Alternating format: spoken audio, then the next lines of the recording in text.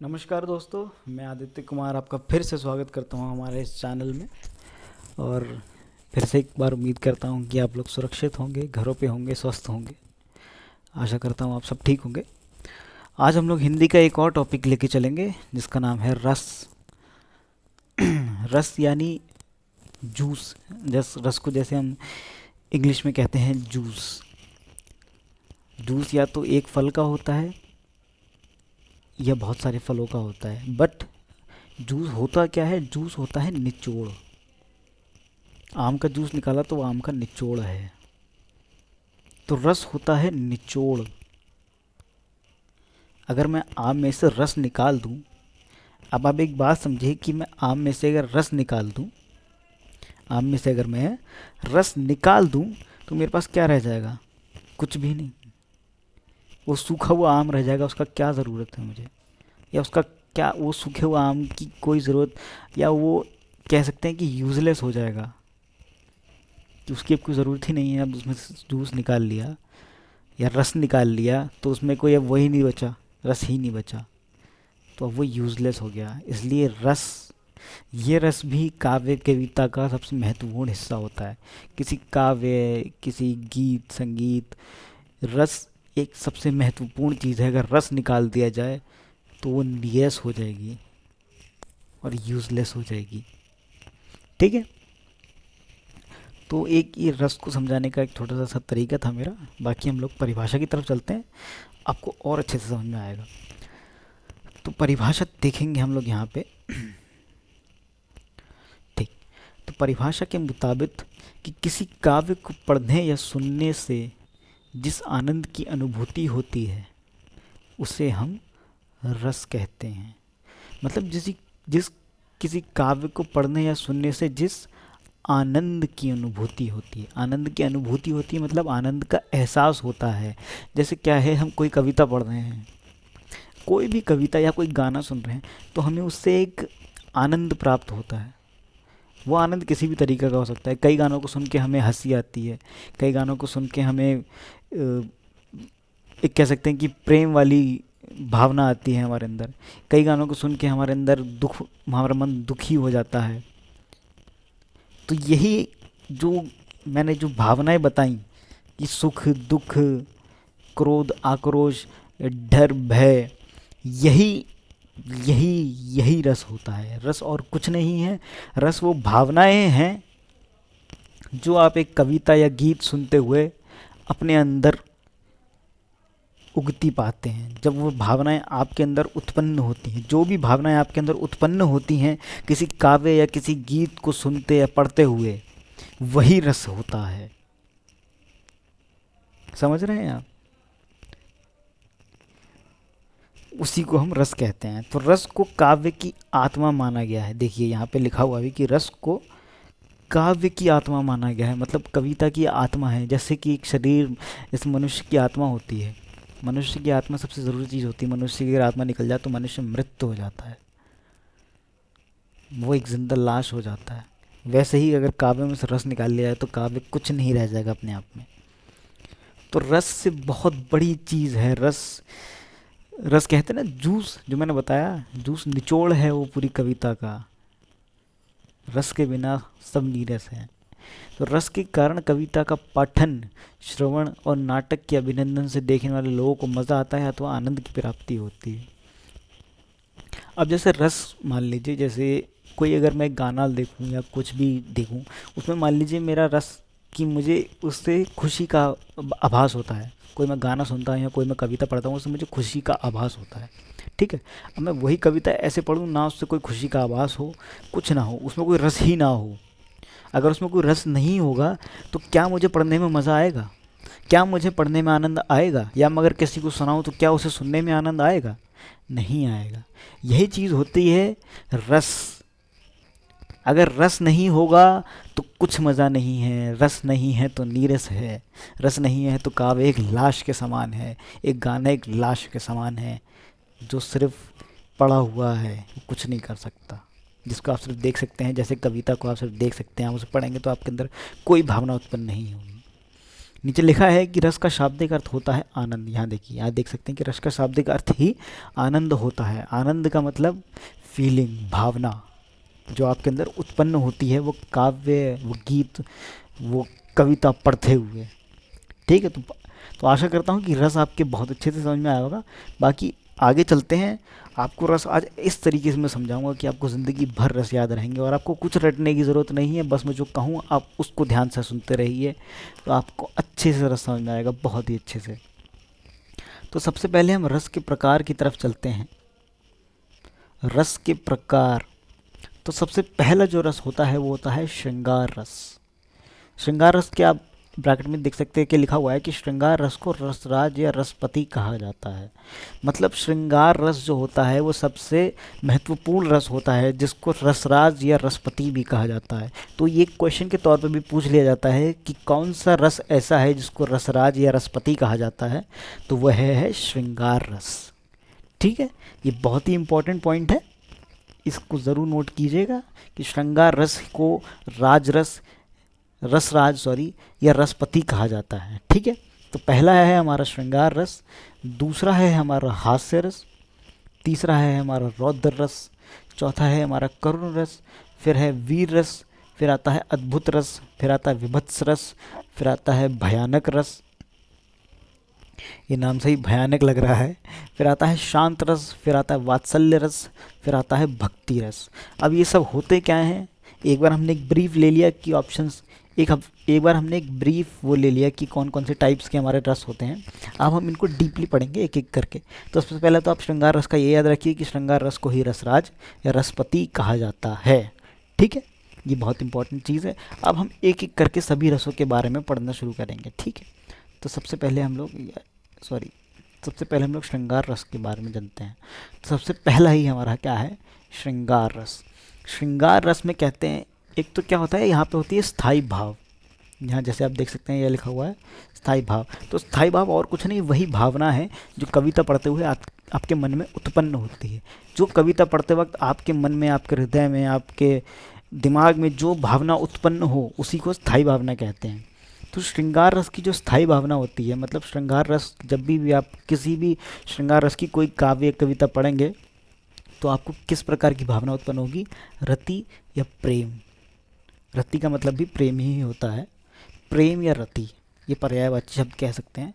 तो यहाँ पे जो उसकी स्थाई भावना है, भाव है, वो है रति यानी प्रेम। अब प्रेम तो बहुत तरीके का होता है। कुछ लोग, इंसानों में प्रेम होता है, इंसान जानवरों में प्रेम होता है, जानवरों में प्रेम होता है। अब इंसान में भी बहुत तरीके का प्रेम होता है। दोस्तों का प्रेम, दोस्ती यारी का प्रेम, गर्लफ्रेंड बॉयफ्रेंड वाला प्रेम, प्रेमी प्रेमिका वाला प्रेम, माँ बेटे का प्रेम, भाई बहन का प्रेम, पति पत्नी का प्रेम। तो यहाँ पे कौन सा प्रेम है, यहाँ पे जो प्रेम है वो है प्रेमी और प्रेमिका के बीच वाला प्रेम। मतलब श्रृंगार रस की मैं बात करूँ तो श्रृंगार रस एक प्रेमिका और प्रेमी के बीच में जो गतिविधियाँ या उनके जो भी वार्तालाप या कह सकते हैं उनके बीच की जो भावनाएं होती हैं, उसको हम श्रृंगार रस के थ्रू देख सकते हैं। ठीक है, तो श्रृंगार रस क्या होता है, श्रृंगार रस होता है वह रस जब एक प्रेमी और एक प्रेमिका की कहानी हम पढ़ते हैं। अब उनमें पढ़ते क्या हैं, उनकी भावनाएं, उनका संगति, उनका मिलन, उनकी बातें, उनका स्पर्श, तो ये सब होता है श्रृंगार रस में। तो श्रृंगार रस का रस स्थायी भाव क्या हुआ, प्रेम। अब क्या होता है, श्रृंगार रस भी दो तरीके का होता है, क्योंकि जो प्रेम है वो भी दो तरीके का होता है। पहला है संभोग श्रृंगार, दूसरा है वियोग श्रृंगार। तो पहला है संभोग श्रृंगार। अब क्या होता है, जैसे मैं नॉर्मली बोलूँ कि एक प्रेमी और एक प्रेमिका है, एक मित्र और उसकी मैत्री है, तो ज़रूरी नहीं कि मतलब एक रिलेशनशिप की मैं बात करूं तो ज़रूरी नहीं हर रिलेशनशिप में जो गर्लफ्रेंड बॉयफ्रेंड है वो मिलते ही हैं, जो प्रेमी प्रेमिका है वो मिलते ही हैं। कभी कभी ऐसा हो, जैसे जिसको हम कहते हैं लॉन्ग डिस्टेंस रिलेशनशिप, तो लोग मिल ही नहीं पाते कभी। वो सिर्फ भावनाएं हैं उनके बीच में। उन्होंने एक दूसरे को देखा है तो सिर्फ वीडियो कॉल पे देखा है, सुना है तो सिर्फ फ़ोन पे सुना है, लेकिन एक दूसरे को आज तक सामने नहीं देखा, ना ही एक दूसरे को कभी स्पर्श किया है। तो ये होती है लॉन्ग डिस्टेंस रिलेशनशिप। एक रिलेशनशिप क्या है कि प्रेमी प्रेमिका हैं, रोज़ मिल रहे हैं, एक दूसरे को स्पर्श कर रहे हैं, बहुत कुछ है। तो यही है यहाँ पे भी। तो जो पहला है संभोग श्रृंगार, जो पहला है फर्स्ट ए जो है संभोग श्रृंगार, ये वो भावना है जब प्रेमी प्रेमिका का मिलन होता है या वो स्पर्श करते हैं एक दूसरे को। ऐसी अगर कोई भावना उत्पन्न होती है आपको किसी कविता को पढ़ के, ऐसी कोई भावना अगर उत्पन्न होती है आपको किसी कविता को पढ़ के, तो वो होता है संभोग श्रृंगार। स्पर्श की, मिलन की, ऐसी अगर कोई भावना उत्पन्न होती है आपके अंदर किसी कविता को पढ़ते हुए, तो वो होता है संभोग श्रृंगार। अब जैसे कि अगर इसका एग्जाम्पल लूँ तो मैं गाने के तौर पर बताऊंगा कि गाना आपने सुना होगा कि आज फिर तुम पे प्यार आया है, बेहद और बेमिसाल आया है।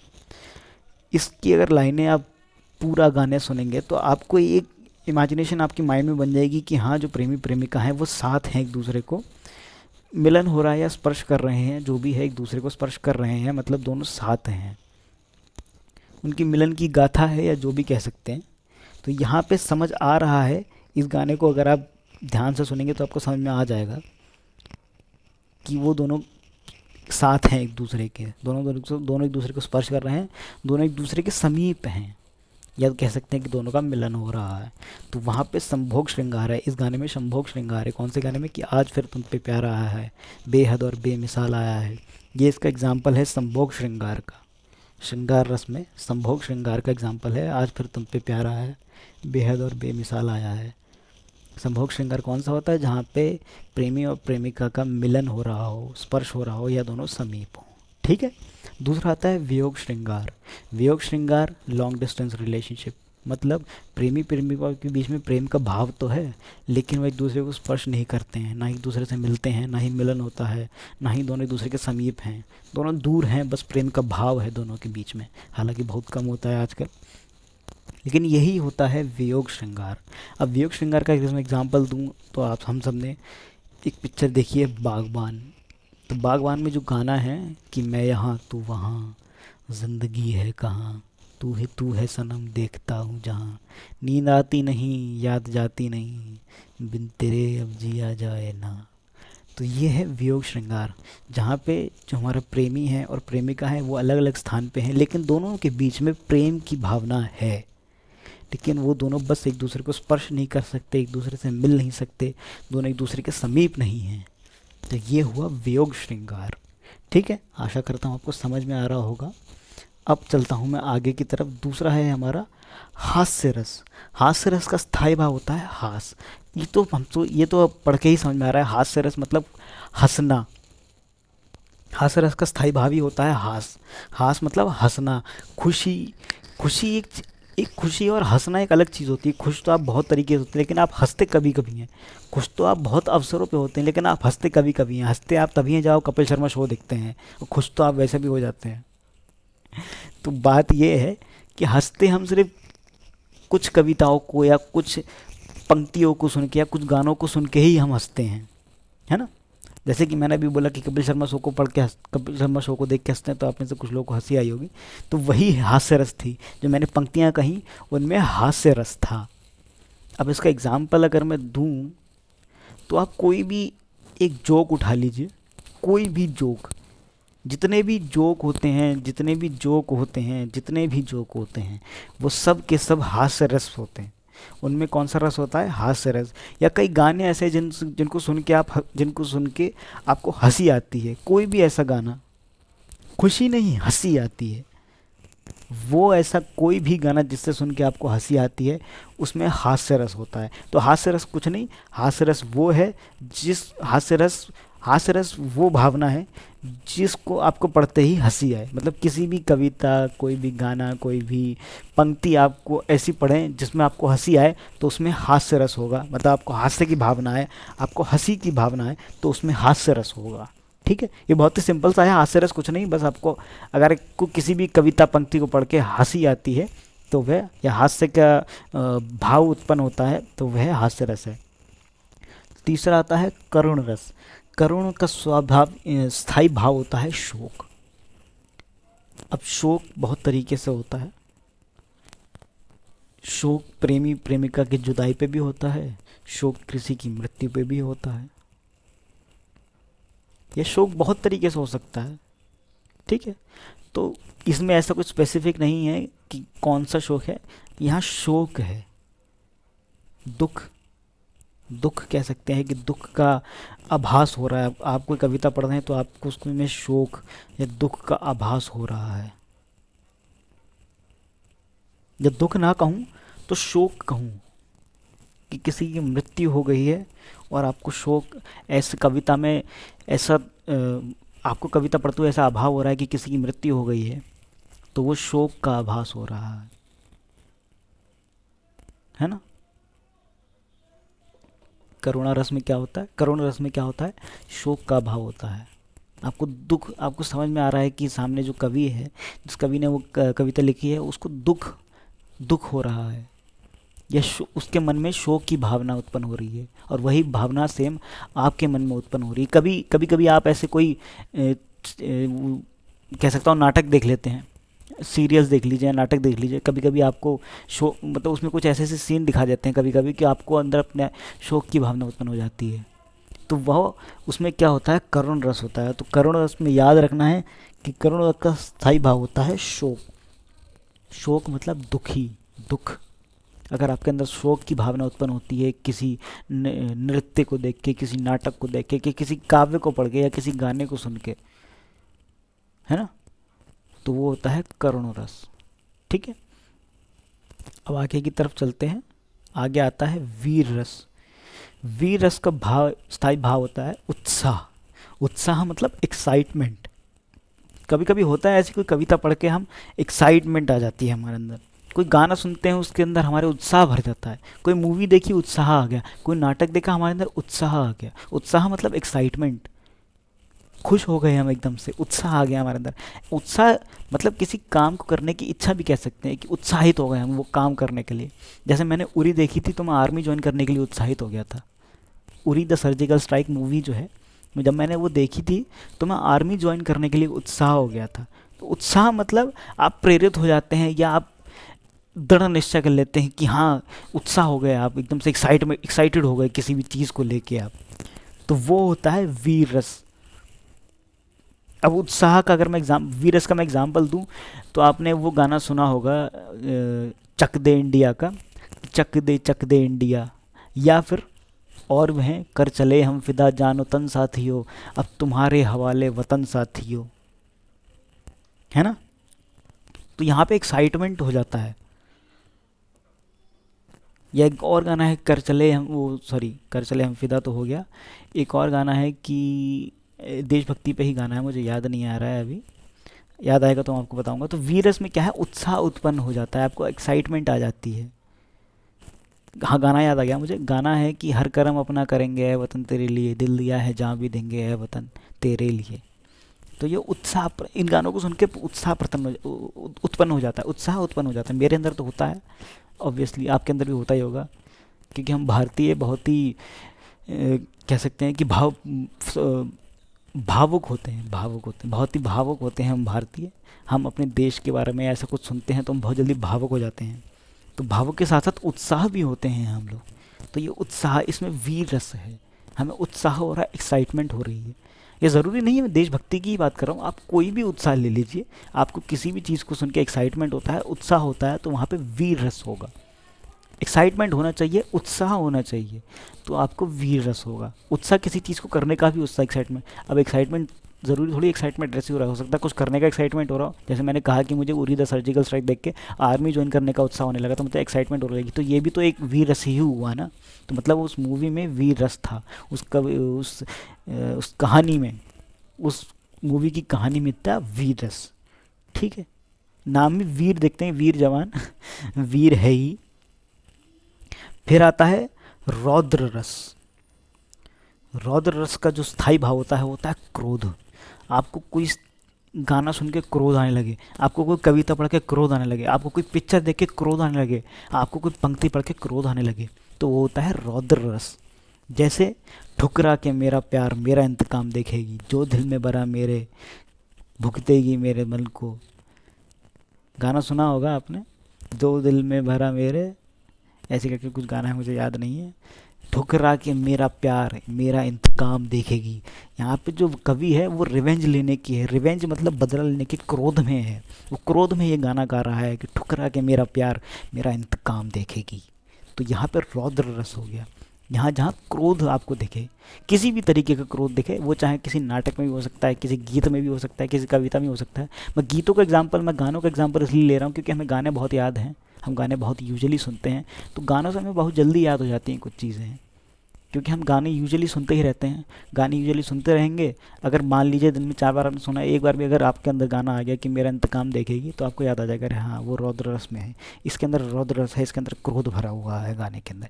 इसे सुन के हमें क्रोध आता है अंदर से, एक्साइटमेंट भी होती है, क्रोध भी आता है। क्रोध आ रहा है उस, क्योंकि कवि को क्रोध आ रहा है, कवि अपनी प्रेमिका पे क्रोध निकाल रहा है कि मेरे ठुकरा के मेरा प्यार मेरा इंतकाम देखेगी तू। तो रौद्र रस में क्या होता है, स्थायी भाव होता है क्रोध, जहाँ आपको क्रोध आए कविता को, नाटक को, उस गाने को सुन के। ठीक है, अगला है भयानक रस। भयानक, डर सही लग रहा है, भयानक मतलब भय। इसमें होता है भय। भय का मतलब डर। कोई ऐसी पंक्ति या कोई ऐसी मूवी या कोई ऐसी कविता पढ़ी जिससे आपको भय का अनुभव हुआ, भय का भाव क्रिएट हुआ आपके अंदर, भय की भावना उत्पन्न हुई आपके अंदर। जैसे राज रिबूट को देख के आपके अंदर भय की भावना उत्पन्न होती है। राज, पुरानी वाली राज देख लीजिए या नई वाली राज रिबूट देख लीजिए, या बहुत सारी हैं हमारी ऐसी मूवीज़ हैं जिनमें भय होता है। आपको पढ़ के भय की मतलब डर की जो भावना है वो आपके अंदर उत्पन्न होती है, तो वहाँ होता है भयानक रस। ठीक है, तो भयानक रस में क्या है, भय। भय मतलब डर, मतलब जहाँ आपको डर प्रतीत हो, डर भाव, डर का भाव प्रकट हो आपके अंदर, डर का भाव उत्पन्न हो आपके अंदर, वहाँ होता है भयानक रस। उसके बाद आता है विभत्स रस। विभत्स होता है, विभत्स का स्थायी भाव तो होता है जुगुप्सा। जुगुप्सा, जुगुप्सा का मतलब होता है दुखात्मक। दुखात्मक मतलब दुख हो रहा है आपको। दुखात्मक मतलब आपको दुख हो रहा है, किसी भी चीज़ को देख के दुख हो रहा है, किसी चीज़ को आपने पढ़ा तो आपको दुख का अनुभव हो रहा है। दुख का अनुभव बहुत तरीके से हो सकता है, नाटक को देख के भी हो सकता है, कुछ पढ़ के भी हो सकता है, कुछ सुन के भी हो सकता है, कुछ देख के भी हो सकता है। तो जहाँ आपको दुख का अनुभव हो। अच्छा, दुख और क्रोध, जैसे मैंने जो वीर रस पढ़ाया था ऊपर, वीर रस जो पढ़ाया था मैंने, वो वीर अलग है, यहाँ पर क्रोध भी अलग है और दुख अलग है। तो क्रोध और दुख में कन्फ्यूज नहीं होना है, क्रोध और दुख में बहुत फ़र्क होता है। दुख में आपको अगर मैं एक एग्जांपल दूं, तो दुख में जो गाना आपने सुना होगा आशिकी 2 मूवी से कि भुला देना मुझे है अलविदा तुझे, तुझे जीना है मेरे बिना। तो यहाँ पे जो कवि है वो अपना दुख प्रकट कर रहा है। वो जाना नहीं चाहता लेकिन वो जाना चाह रहा है, वो जाना नहीं चाहता लेकिन मजबूर होने से जाना पड़ रहा है। वो कह रहा है कि भुला देना मुझे है अलविदा तुझे, तुझे जीना है मेरे बिना। तो यहाँ पे वो दुख प्रकट हो रहा है। हम उसे गाने को सुनते हैं तो हमेशा अंदर, हमारे अंदर दुख की भावना उत्पन्न होती है कि जो काव्य है वो मरने वाला है। हमें वो सीन याद आ जाता है, तो हमें वो सीन याद आ जाता है जहाँ पे आदित्य रॉय कपूर ब्रिज पे खड़े होते हैं और अपने बाहें फैला के मौत को अपने गले लगा लेते हैं। भुला लेना मुझे है अलविदा तुझे, तुझे जीना है मेरे बिना। तो यहाँ हो गया विभत्स रस। विभत्स मतलब दुखात्मक, जहाँ आपको दुख की भावना उत्पन्न हो। ठीक है, अगला आता है अद्भुत रस। अद्भुत का स्थायी भाव होता है विस्मय या आश्चर्य। कहते हैं ना अद्भुत काम किया आपने, तो उसका था विस्मय या आश्चर्य। आश्चर्य मतलब आप आश्चर्यचकित हो गए उसको देख के, आपके अंदर आश्चर्यचकित वाली भावना कि अरे ये क्या होगा। कभी कभी ऐसा हमें नई चीज़ों को भी पढ़ के होता है, जैसे मैं कोई नई चीज़ पढ़ूँ तो मेरे अंदर आश्चर्य होता है, अरे ऐसा भी है। तो आपके अंदर आश्चर्य वाली भावना उत्पन्न होती है। आपके अंदर अगर आश्चर्य वाली भावना उत्पन्न होती है, विस्मय, विस्मय का मतलब भी आश्चर्य होता है, आश्चर्य वाली भावना उत्पन्न होती है किसी भी चीज़ को देख के, सुन के, पढ़ के, तो वहाँ अद्भुत रस होता है। अद्भुत मतलब आप कहते हैं ना अरे अद्भुत, वाह क्या कह रहा है, क्या बात कही है, अद्भुत। अद्भुत मतलब आश्चर्यचकित, आश्चर्य वाली बात, जहाँ पे आश्चर्य हुआ या विस्मय, बात एक ही है। आपको आश्चर्य हुआ वो पढ़ के, ठीक है।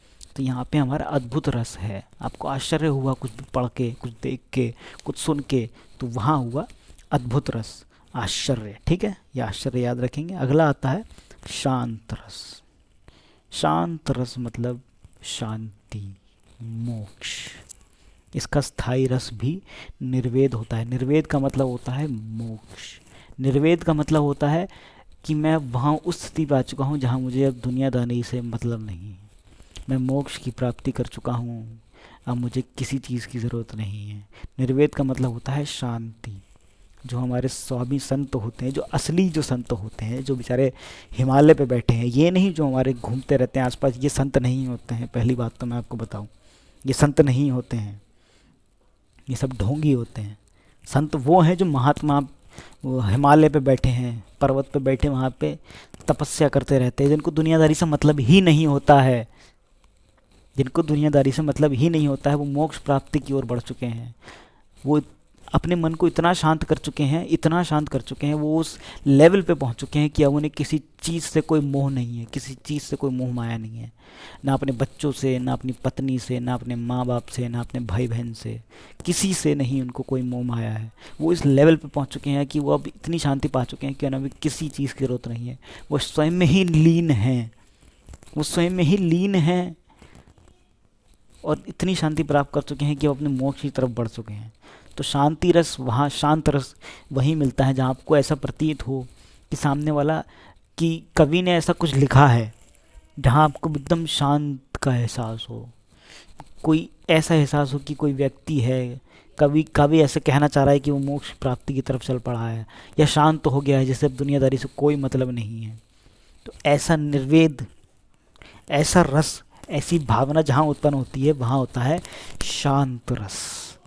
ठीक है, शांत रस कहाँ होता है? जहाँ आपको शांति का भास हो, शांति का, निर्वेद का, मोक्ष का भास हो। ठीक है, अब अगला आता है वात्सल्य रस। वात्सल्य रस का स्थायी भाव होता है वात्सल्यता। वात्सल्यता का भी मतलब होता है प्रेम। अब यहाँ कौन सा प्रेम है? यहाँ प्रेम है माता और बेटे के बीच में, या माता और बेटी के बीच में, मतलब मम्मी या बेटे के बीच में, या मम्मी या बेटी के बीच में। मम्मी या बेटा या बेटी के बीच में जो प्रेम होता है, जो प्रेम भाव होता है, वो आता है वात्सल्य रस में। जैसे आपने गाना सुना होगा, मैं कभी बतलाता नहीं पर अंधेरे से डरता हूँ मैं माँ। यहाँ पे जो बेटा है वो अपनी माँ से कह रहा है कि मैं अंधेरे से, मैं बताता नहीं आपको, लेकिन मुझे अंधेरे से डर लगता है। यूँ तो मैं दिखलाता नहीं पर अकेला घबराता हूँ माँ, मैं आपको बताता नहीं हूँ लेकिन मुझे अकेले में डर लगता है। तो यहाँ पे माता और बेटे के बीच के जो प्रेम भाव है वो उत्पन्न हो रहा है हमारे अंदर इस गाने को सुन के। या एक और गाना सुना होगा कि माई तेरी चूनरिया लहराई, जीना जीना जीना रे उड़ा गुलाल, माई तेरी चूनरिया लहराई। यहाँ पे माँ और बेटे के, हालांकि यहाँ पे जो माँ है वो भारत माता भी कह सकते हैं, उसके बीच में या उसके सिपाहियों के बीच में जो एक है वो भाव है। तो यहाँ पे बस माता और बेटे या माता और बेटे के बीच के भाव को जहाँ उत्पन्न हो वहाँ पे होता है वात्सल्य रस। ठीक है, तो आगे आता है भक्ति रस। भक्ति रस अनुराग, अनुराग का मतलब भक्ति, जहाँ आपको भक्ति का एहसास हो। आप जितने भी गाने देख सकते हैं, मैया यशोदा ये तेना कर रही है, पनघट पे मेरी पकड़े हैं भैया, तंग मुझे करता है संग मेरे लड़ता है। तो यहाँ पे भक्ति रस है, मतलब मैया यशोदा, यहाँ पे कन्हैया जी की बात हो रही है, यहाँ भक्ति रस है। या कोई भी जो हमारे इतने सारे कह सकते हैं जो भक्ति गीत हैं, कोई भी ले लीजिए, अरे द्वारपालों कन्हैया से कह दो कि दर पे सुदामा गरीब आ गया है, तो यहाँ पे भी कृष्ण जी की बात हो रही है। तो ये भक्ति रस, यहाँ पे ऐसे भक्ति रस प्रोड्यूस हो रहा है, मतलब हमारे अंदर भक्ति की भावना उत्पन्न हो रही है, तो यहाँ पे भक्ति रस है। ठीक है, तो आशा करता हूँ कि आप सबको अच्छे से समझ में आया होगा, क्योंकि मैंने एग्जाम्पल ऐसे लिए थे ताकि आपको अच्छे से समझ में आए। बाकी आपको आगे के लिए best of luck and thank you so much for seeing this video. Thank you so much.